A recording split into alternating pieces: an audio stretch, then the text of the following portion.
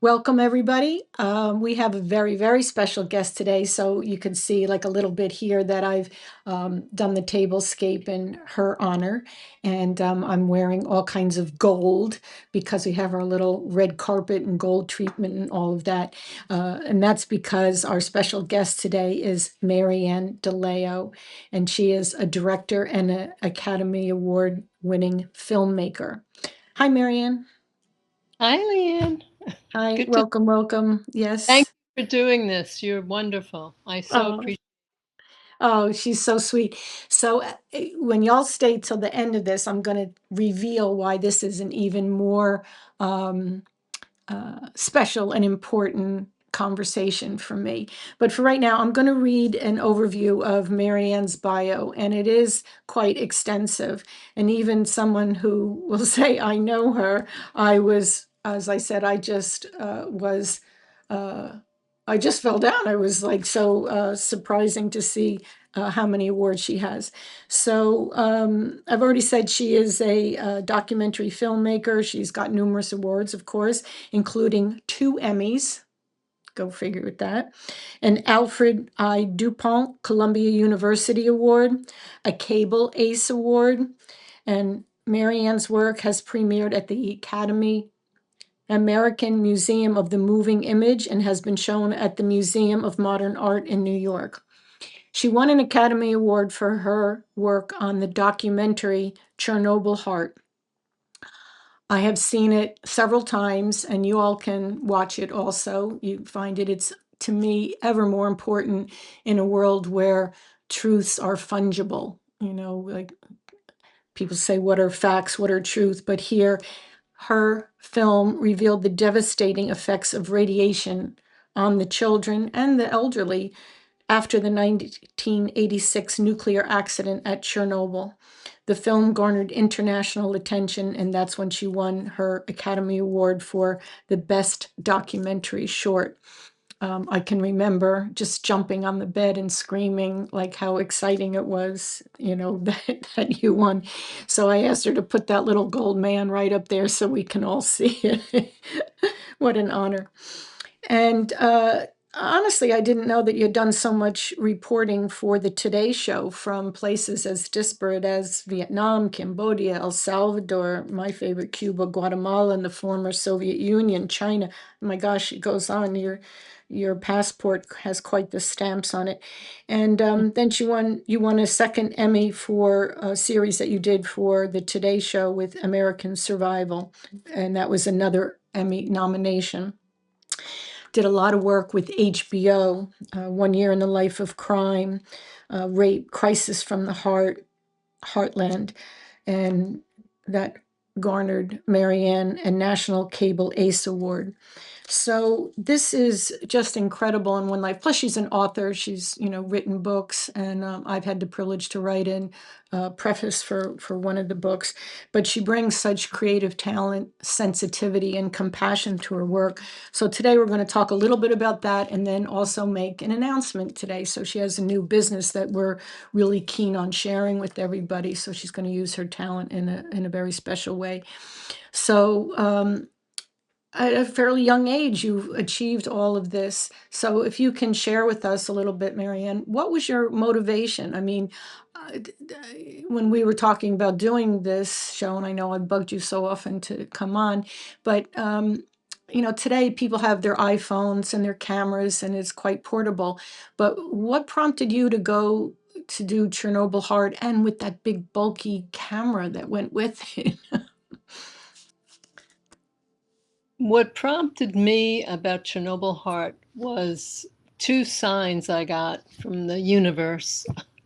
Um, there was an exhibit at the United Nations, and I had a visitor from Spain, and he went to see this exhibit of Chernobyl at the UN, and he came back to say, "This is outrageous. Why isn't somebody doing something about this? This is awful." And I hadn't seen the exhibit. It was the Chernobyl Children's Project who put the exhibit on at the United Nations, pictures of children and the elderly and what was happening. And then I got a phone call from somebody who I didn't know who told me that this exhibit was in New York and I should go see it because I'm a filmmaker. Maybe I should make a film. So I said, okay, well, that's two signs. So I went to see the exhibit and I came back and I called the woman who runs the Chernobyl Children's Project, Adi Roach, and I said, I want to go see what's happening there. I want to make a film. And she said, come on over. We're going in a short time. So come over and go with us.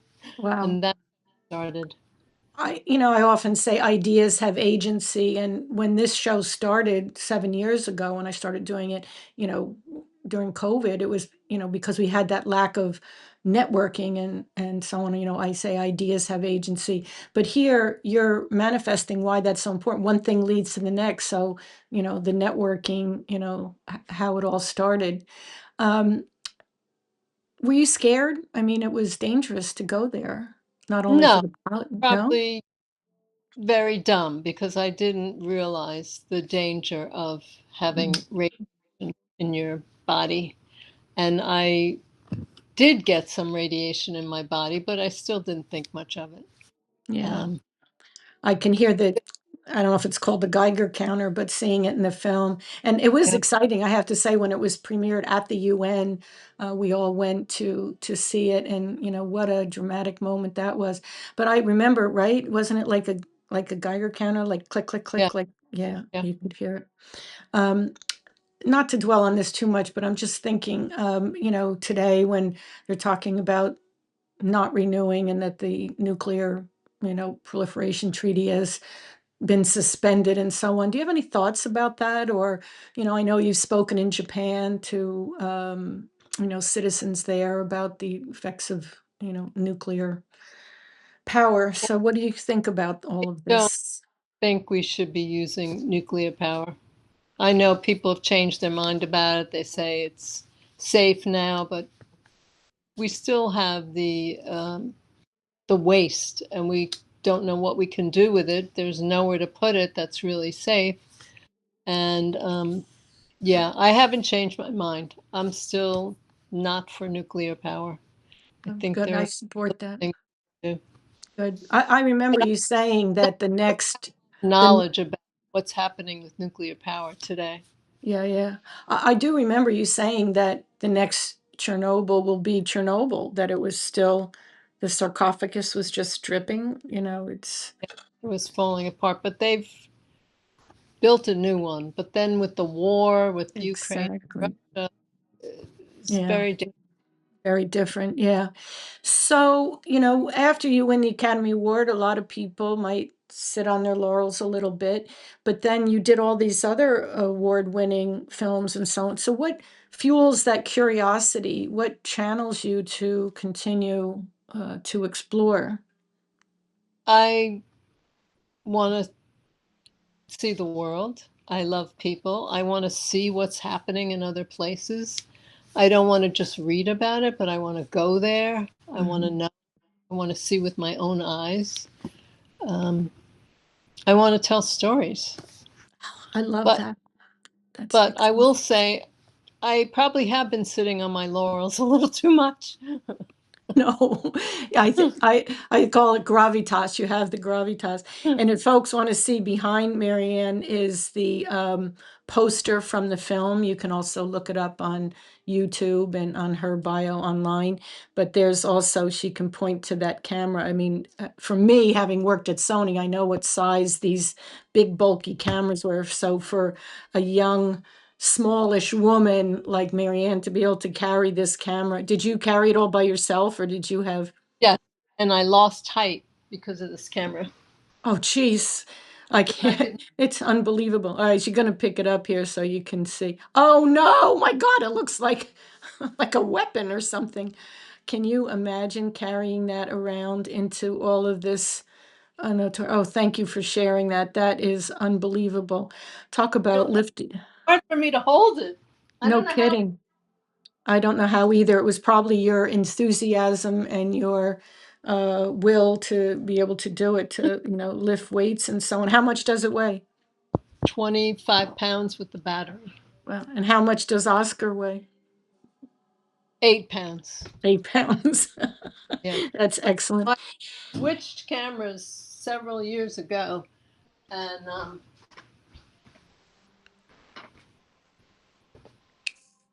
Oh, this is, wow. Okay. yeah. From some of your more recent documentaries and things. Yeah. What So a you can difference. what's Yeah. happened in 30 years. Yeah, the technology, continues to improve and make it easier. So, all of this creativity and the filmmaking, I know you still keep your contacts and things going on, but I'm going to pivot like a little bit here and talk about your newest adventure. The You have had in the past your downtown, documentary series that people could become a part of, but now you have this director's hotline, the helpline, and I'm going to put up the phone number for folks. So, can you give us a little bit of background here, like as to why you would go ahead and do this? I know you've taught in the past, but to have what I'm sort of calling like a master class and being able to help people in the film industry. So, what motivated you to do this, and how are you going about it? I was talking to people, filmmakers anyway. People would call me and ask me different questions. And I always want to reach a hand out and help anybody I can, Yeah. if I can. I'm not saying I have all the answers or I know a lot, but I have experience, and maybe my experience will help somebody. And also, I want to be. I watched that Audre Lorde film I was telling you about last night, and she would say to her students, she wants to champion them. That's what she doesn't want them to imitate her or try to be, but she wants them to find their own way, and she wants to be there, just helping them, guiding them. And so that's what when she said that champion, that's what I want to be. I want to champion people. I want to whoever has an idea, I want to help them realize that dream they have. There's a woman right here on 12th Street. She works in this garden that I go to. It's a composting garden. And she wants to make a film about what happened to kids from 9/11 who were Mhm. just young, very young then. So I started talking to her about it, and now she's going to do it. And I'm so excited. I said, I will help you in any way I can. See, So, you're like an enabler, to do that. That's so good of you. well, What? it helps me. I mean, it's rewarding. Yes, And I yes. have a friend who's making a film. She's in Colombia, and I've been working with her for about a year. And I sent her some questions about how has it been to have me working with you. And she said it's just been so great to have somebody to help her find her voice, to work through some of the ideas she has. I'm going to Yeah, drink some.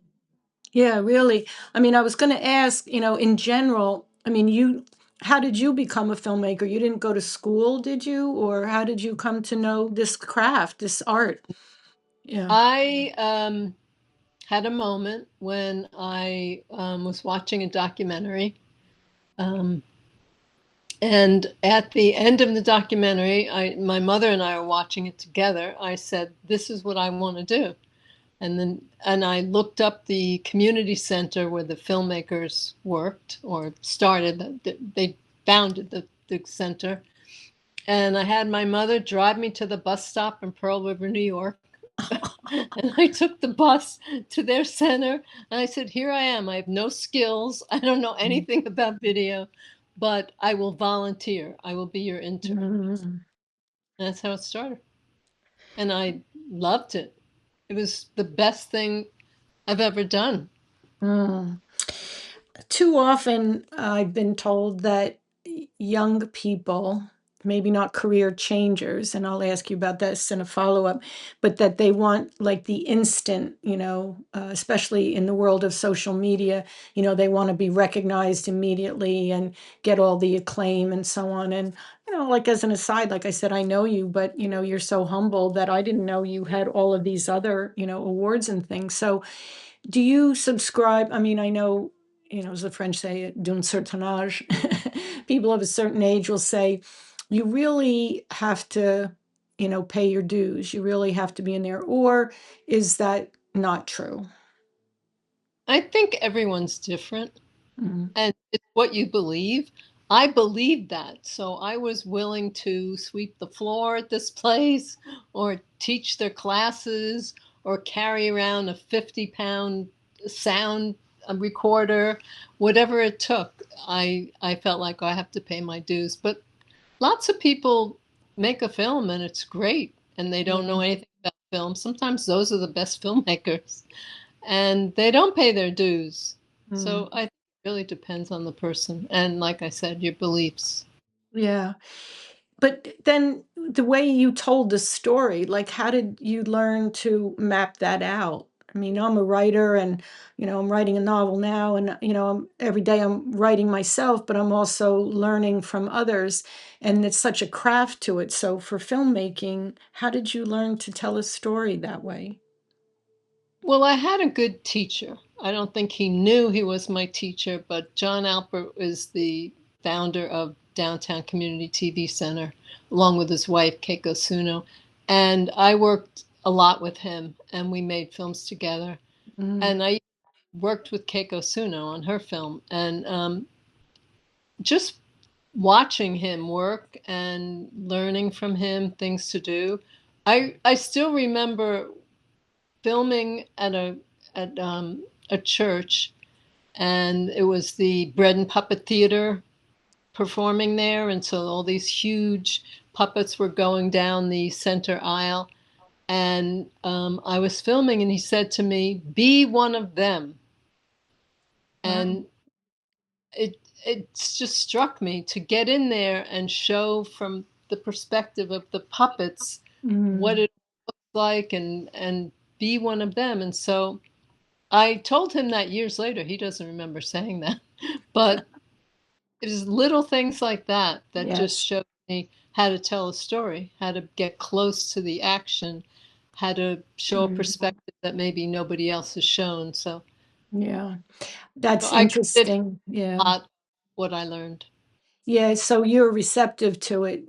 Often people, feel like they have their own vision right away or from the get-go, but you're like a sponge. So if you take it in, but I believe that artists have to have that extraordinary sense of compassion or almost be an empath that they can, as you say, put yourself into it and take the advice, from others, inculcate it. I mean, if he doesn't even remember saying it, just maybe he didn't even say it that way, but that's what you heard and that's what resonated, which is fascinating that it helped you, tell stories going forward. Well, I wouldn't say I'm like a sponge always and that I'm always receptive. People would say I'm stubborn, Okay. and sometimes I am. I like to tell the stories in my own way, so I didn't always listen to everybody.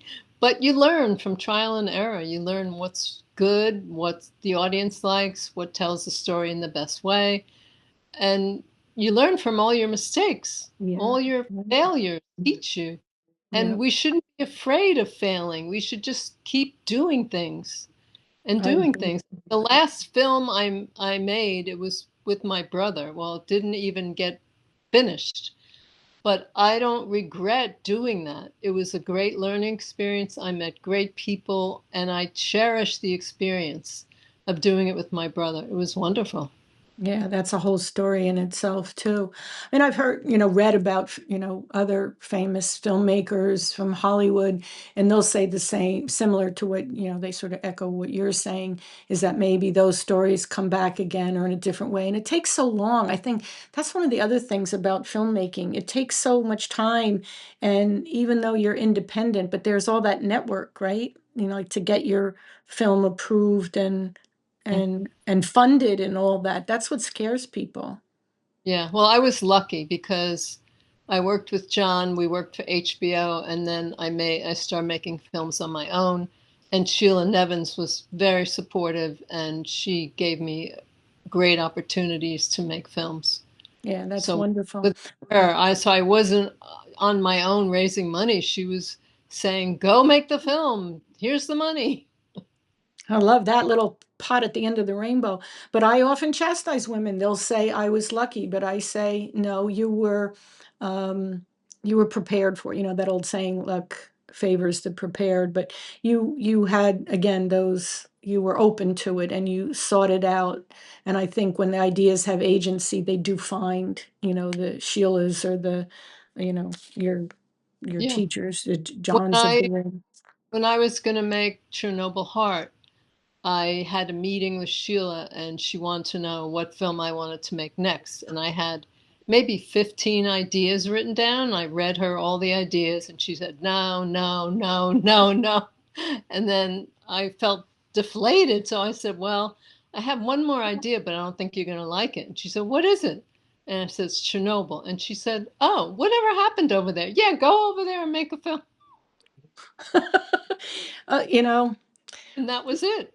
yeah, you just never know, like, how the things come about or what tickles them or ignites them. So your experience, so let me ask first, what was your maybe biggest challenge or a couple of biggest challenges when you were not only getting into this film art as a career, but then getting your other films made and knocking on doors and so on? I think the biggest challenge was not believing in myself enough, Mm. um, questioning my skill, questioning whether is this a good idea? Does anybody care about this issue? Yeah, Um, people say that's like an imposter syndrome, like I shouldn't be doing this. yeah, but I was fortunate because I had HBO. Yeah. But I will say it's never good to have one client because eventually Sheila left, and then I didn't have the same Mm. Yeah. opportunities with the other people. The industry changed. Films, there's fewer, or maybe I shouldn't say that. It's not fewer subjects are interesting, but whatever I wanted to do just didn't hit it with the It's like a people. different time and different place, different Yeah, interests. Yeah. yeah. Yeah. So your But network, maybe but that's also just me believing that. Maybe that's not even true. So I don't know. I do But think what is true is that what you say is not all your eggs in one basket, and that's true for any industry, not to have like one client or one, benefactor, so to I knew speak. that, but I didn't really know how to expand out. Yeah. Yeah. Never figure out, well, how do people get to Netflix anyway? Exactly. That Yeah. is the big thing, that people are out there that may have talent and they can't get to Sundance, or, they can't get to the New York Film Festival. They try to build a online audience and so on. So I mean, what do you think about that? And then will you be addressing that with your, I guess you're going to call them clients or students that, call for your helpline? Well, I won't be any help with how to get to these places.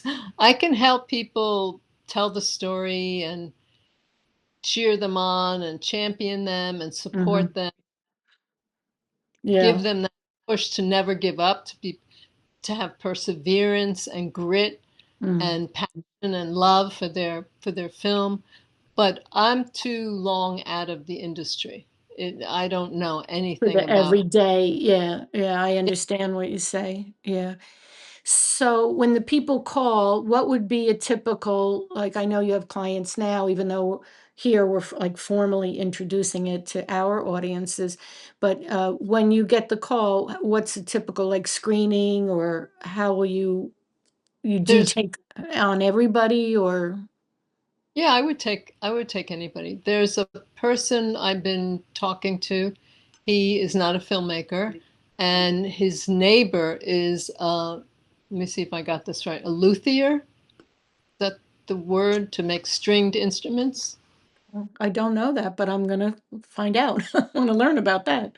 This man is, I think he's in his 80s, and he's famous. Musicians want his guitars. He's so great at it. Oh, And wow. so this neighbor got to know him and decided, I want to make a film about him. People should know about him. I can't remember his name, the luthier, but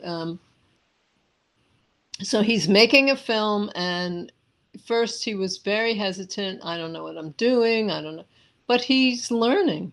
And the last time I talked to him, he was in Argentina working with, he went online and took a class, and the teacher of the class was going to Argentina to film something. So he's going, so Why he's not? doing That's fantastic. I it. started to address this earlier, but you often, I guess we assume that it's usually young people that get into the filmmaking. But now, with lifestyles and technology the way it is, do you see like more maybe people having like pivoting from one career into this? Like maybe they're more mature, adults? I see that documentary has opened up to anybody can make a documentary, and lots of people are. Everybody I meet now, I'm a documentary filmmaker. It wasn't like that when I started, No, no. but I'm glad. Sure, there should be lots of people making films, lots of people telling stories. We Yeah, I need think we do. We're a very visual society in that context. yeah. Um, but there's still the art form of it that people like you have, you're discerning, you know what's good and not just a lengthy TikTok video or something like that. Well, Yeah. thank you, but I still have a lot to learn. That's what I love about making films. You're never Yes. finished. You never arrive. You're Yeah. always striving, trying new things. I don't want to make the same films I made years ago, the same style. I want to try new things. I love that. You often hear for me anyway, my opinion is that particularly in film art, whether it's the actors or the directors, they always say, I want to go someplace where I don't feel, I want to feel dangerous or a little less secure, something that pushes me or whatever. And I don't find that too much in the other arts, like literary arts or garden arts or so on, that sense of, getting out there. Yeah, I always want to be trying new things in film and in everything. Yesterday, I went and I'm learning how to juggle. Why not? That's hilarious. Woman in her 80s. Yeah. Well, that is true for women. We're multitaskers. We have a lot of balls in the air. Oh, that's great. Good for you. Singing and juggling and all of that.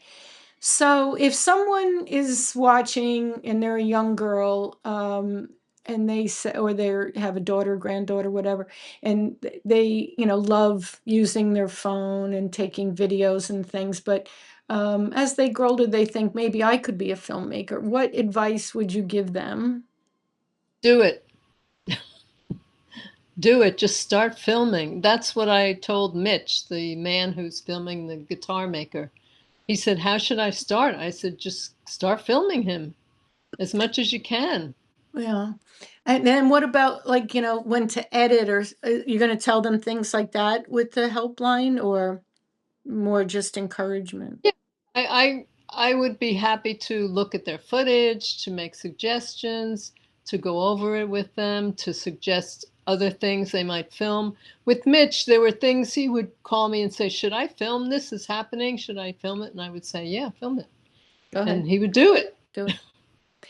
So my understanding, and you can correct me where I'm wrong here, but that Maryann has told us that for right now, for all of you budding uh, directors and filmmakers, that this is a golden opportunity for you. And I'm playing off our golden everything from attire and hair and tablescape here, is that this is a golden opportunity for you to contact Maryann via the hotline number, the helpline that you can see here on the screen, because you get her expertise, all that gravitas, and it's free.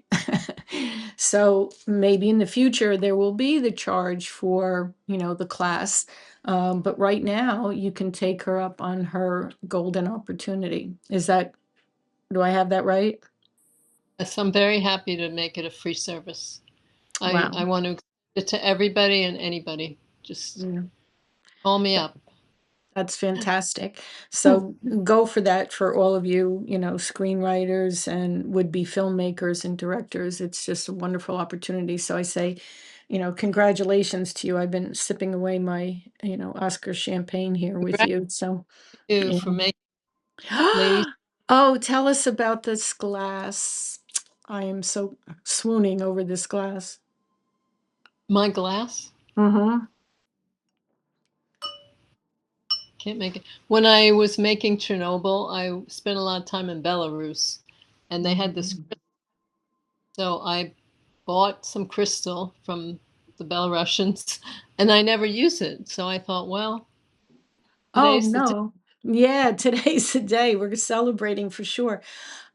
My father is all Czech, so Mhm. I know they make the best crystals. So I love everything from crystal, Swarovski crystals on my arms, Yeah, to crystals and designs. But it is curious how they do make the best crystals. But it's so elegant. It's so beautiful.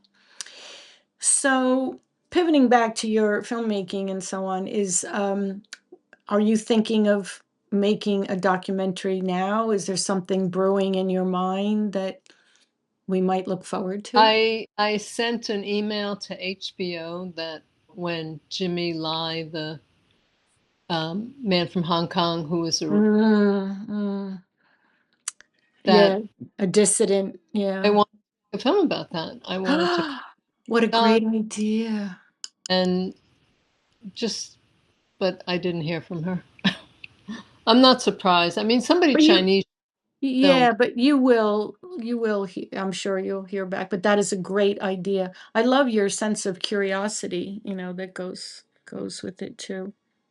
Well, I love people who stand up for other people and Yes. don't Yeah. don't think themselves. Yes, that sense of selflessness, civility, dignity, we need more of that. A couple, few last things, because unfortunately we're getting near the end of it, but um, I know what I'm going to ask you takes a long time. We could talk for hours, but I can't not ask you.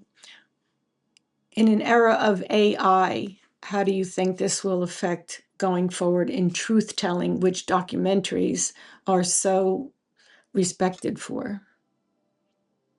I have mixed feelings about AI. I know there's lots of people afraid of it, um, but I think we need to look at it and see what it can help us do that we don't need to spend time doing and what it can't do. I don't think anything's going to replace the soul.